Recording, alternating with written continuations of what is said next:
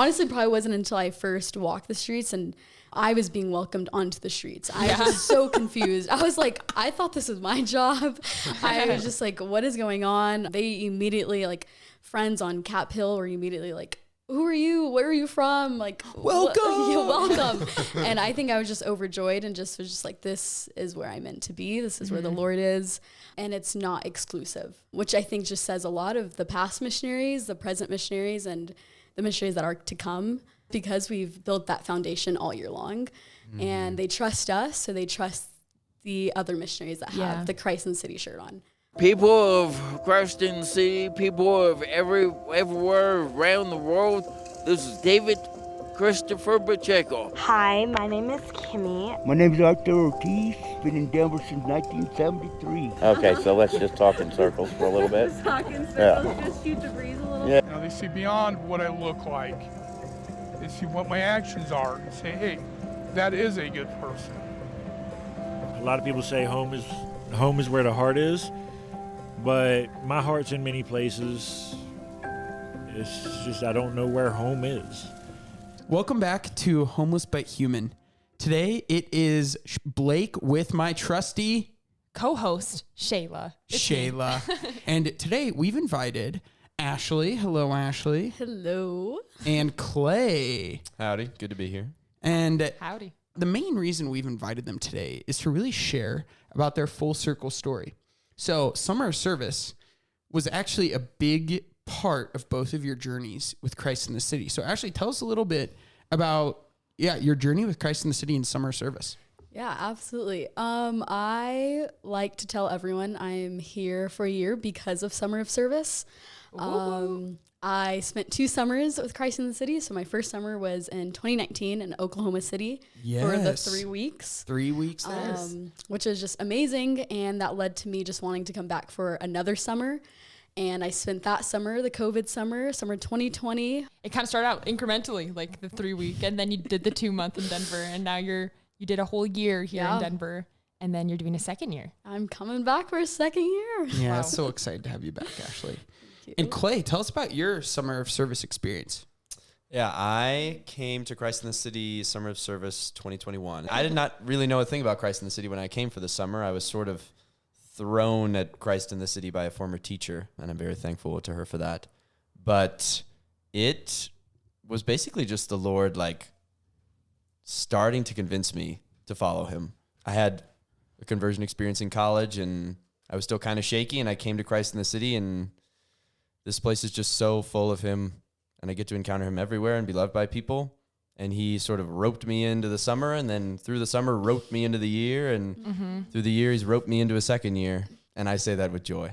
Yeah, no, you say that with a big smile on your face. Yes. Because Clay, when you showed up, you really didn't know much about Christ in the City. You used the word shaky. Man, you were shaken from head to toe of just having no clue about, like, really if you were convinced of this faith thing either. No, it was sort of, I came back from college. I was a little baby in the faith, you could say. I'd grown up Catholic, but I'd fallen away, and I had just sort of come back. And this teacher, Dominican of St. Cecilia, gotta love him. She knew I needed an amazing community, an amazing way to encounter the Lord. And so she convinced me to come here. And I was not really happy about it. I, for like 3 weeks before, just sort of like tried to give it to him, you know. I was super nervous.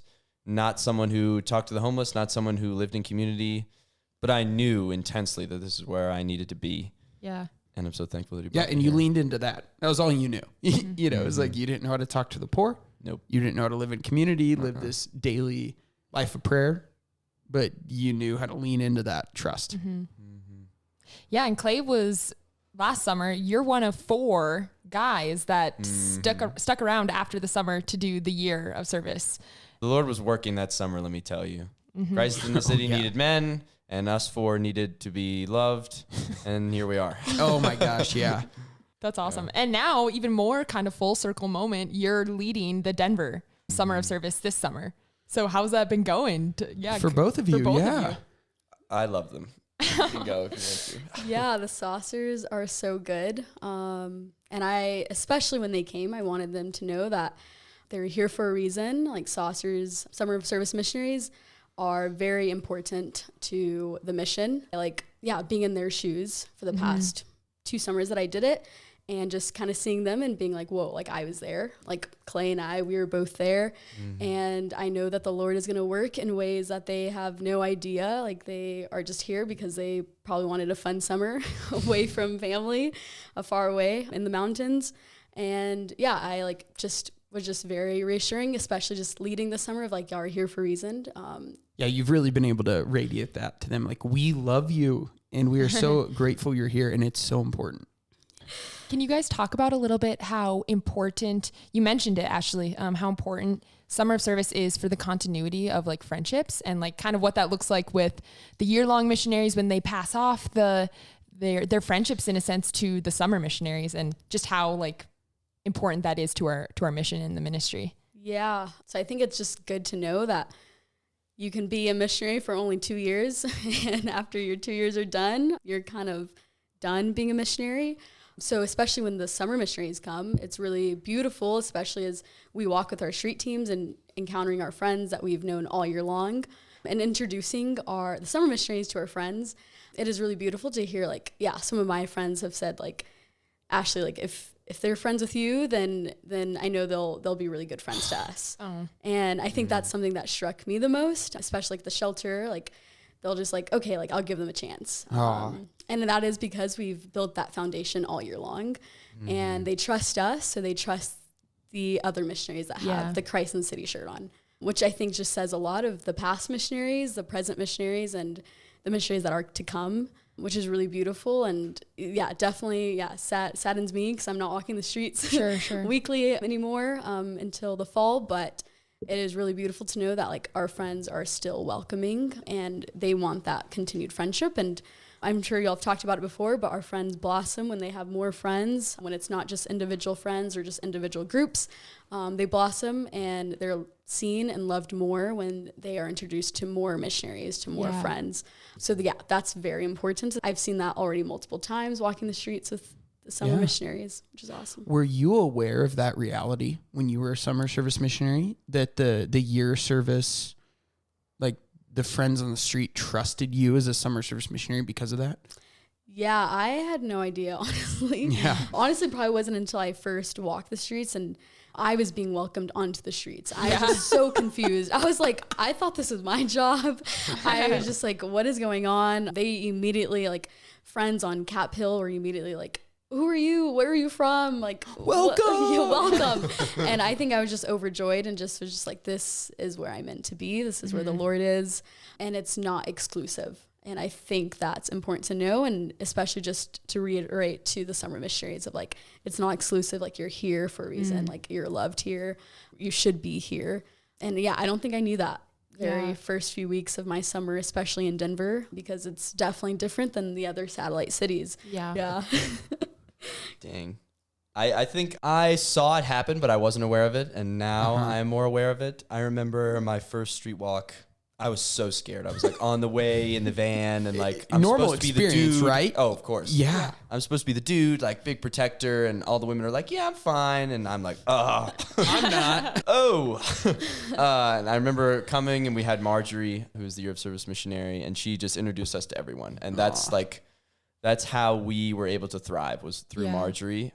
I didn't realize how deep that went though, until I was handing my summer of service team on my street route off. And even like talking to my friends, a couple of us year of service went out yesterday for like the last time just to say goodbye. And just to hear, it was my friend Bill especially was just like, yeah, we're going to take care of that new crew. And that's just like my sincere hope. They took care of us so well last summer. And it's not, just because of the year of service. We certainly lend a lot of weight, but I meditate on the fact that the Lord has specifically called all of these saucers here because they are the only ones who can step in Denver. If it was anyone else, they'd probably fall on their face. But these people, the Lord has said, yep, year of service are leaving. I need people to love my children on the streets. So I'm sending these 18. Absolutely. I think one thing I've for sure been praying with is just entrusting our friends to the summer missionaries. I think I've cried about it several times this summer of like, do I trust these summer missionaries? Like, But also it's like the year-long missionaries trusted me when I was here for a summer. Why can I not trust them? Or why am I not trusting the Lord that they will like love my friends well? Aww. And even just expressing that to the team that is like taking my route for the summer, I was just like, listen, like we're having a serious conversation, and listen, I'm like with tears in my eyes, just like I'm entrusting my friends to y'all. Like I'm trusting this route to y'all. Like it's hard, it's beautiful, but know that like, yeah, it's something that is a gift and to be received like gently and well. And I think after I said that, they were like, I'm seeing the year-long missionaries like leaving differently now. Like I'm seeing it as like, yeah, y'all are trusting us. Y'all are like y'all's friends are trusting us, and they don't have to. Yeah, I pray a lot with that as well. Like our friends don't have to trust us, but they do. Yeah. Do you guys have any like specific stories? I would love to hear about like how has summer of service in Denver gone thus far? If there's any specific stories that you'd want to share. I think on my route, it's a food line. It's the Auraria food line. So everybody's lined up. So when you turn the corner, everybody sees.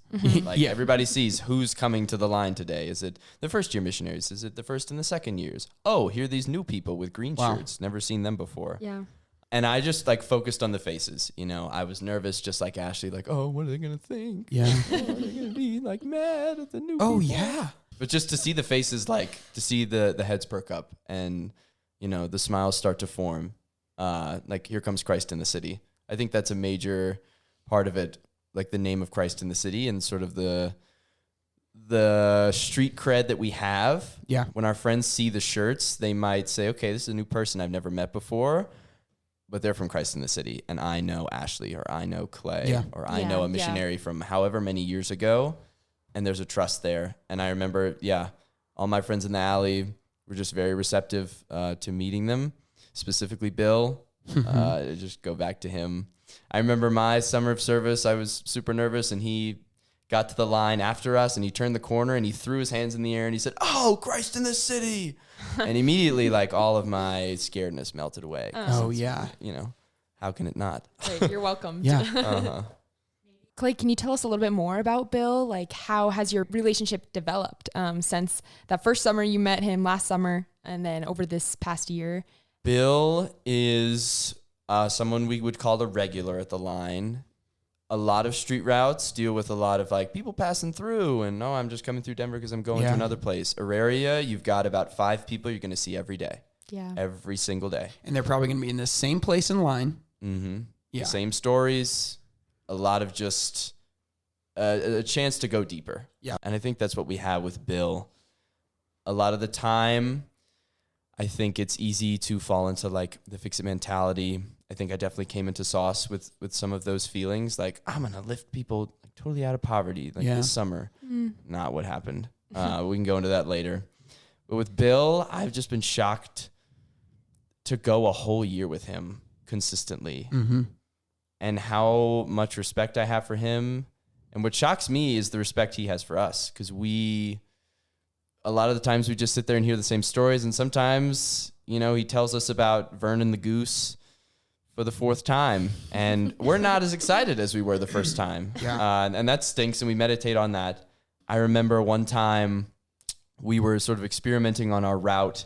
There's a day shelter close to the food line. And we were thinking, well, we might start sending missionaries over there. And I told Bill that, and he like stopped. And he looked at me and said, but you're still coming here, right? And I said, yes, Bill, we're still coming here. He said, oh, okay, good. He is just someone who wants to see us and who wants to be our friend. You don't always get that. A lot of the time it's, I often use the analogy of like using a pickaxe or something and just like cracking away and then it opens and you get to know a friend. But Bill is someone who will ask you about your weekend and ask you about your day because he wants to be your friend. Yeah. I just it's have mutual. a profound respect. Yeah, the respect that goes back and forth. I love that, Clay.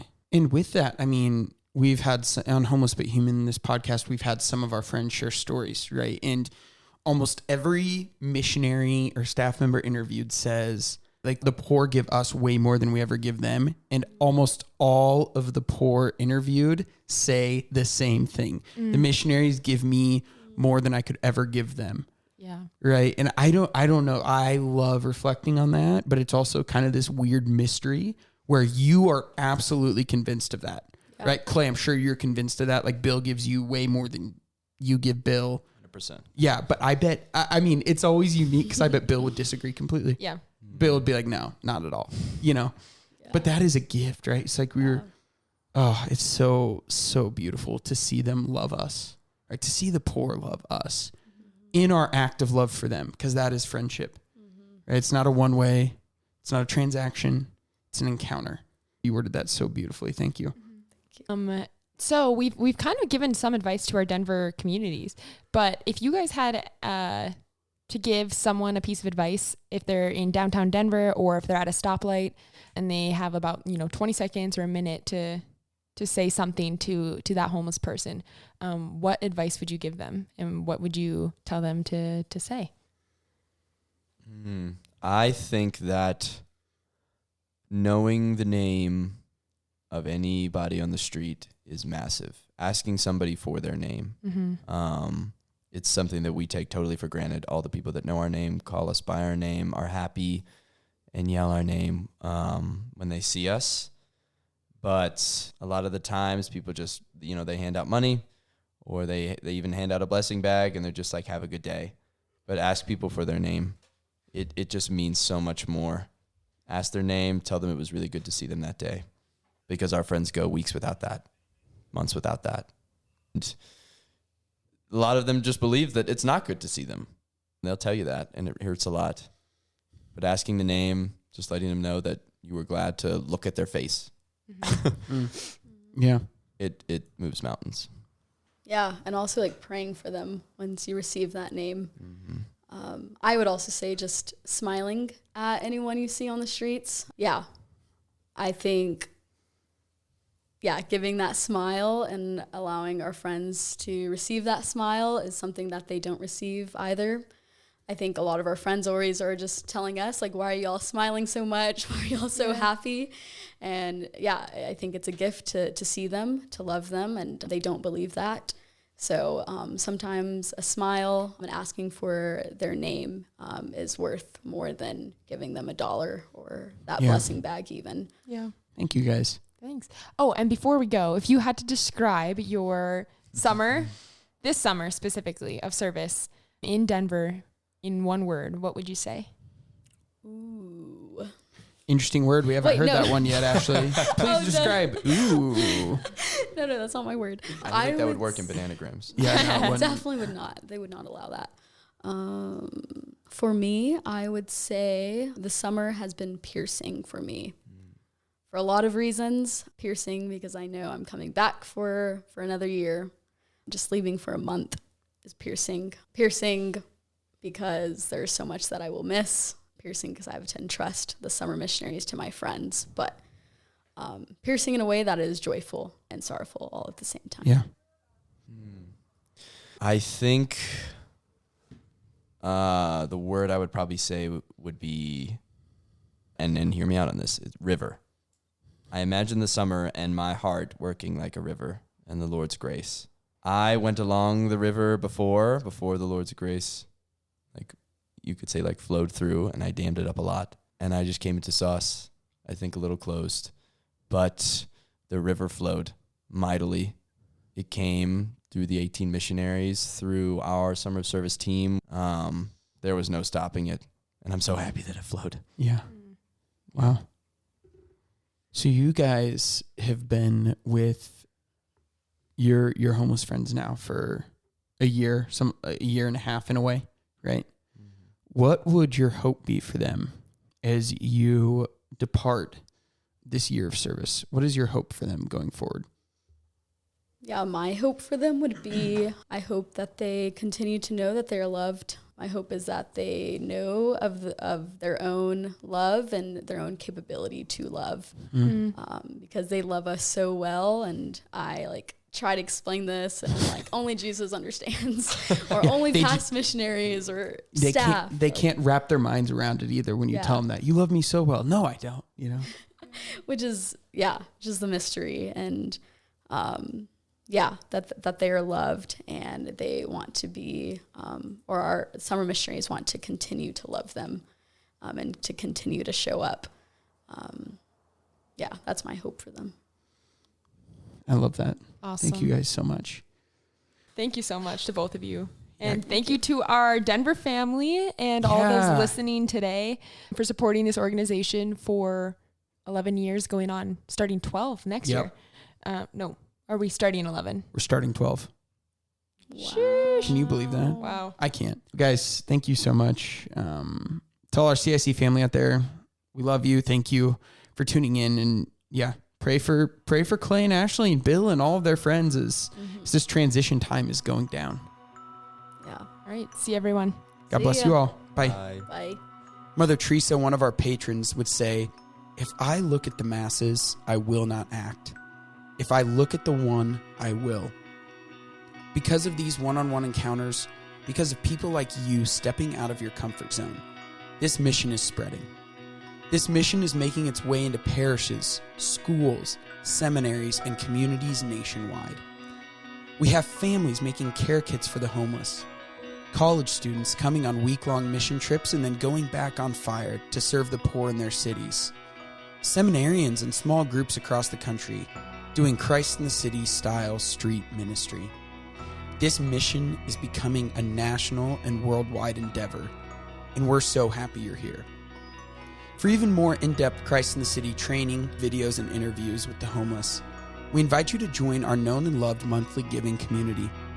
This is one of the most impactful ways you can join us in this mission. Visit christinthecity.org and make a monthly gift today to join our known and loved community and receive a special Christ in the City gift. Imagine with me for a moment if every homeless person had one friend who cared about them. What a difference that would make in the world. And what if that one friend is you? You can listen to this podcast on iTunes, Spotify, podcast platforms. And do us a favor and go hit subscribe and leave us a review. God bless you.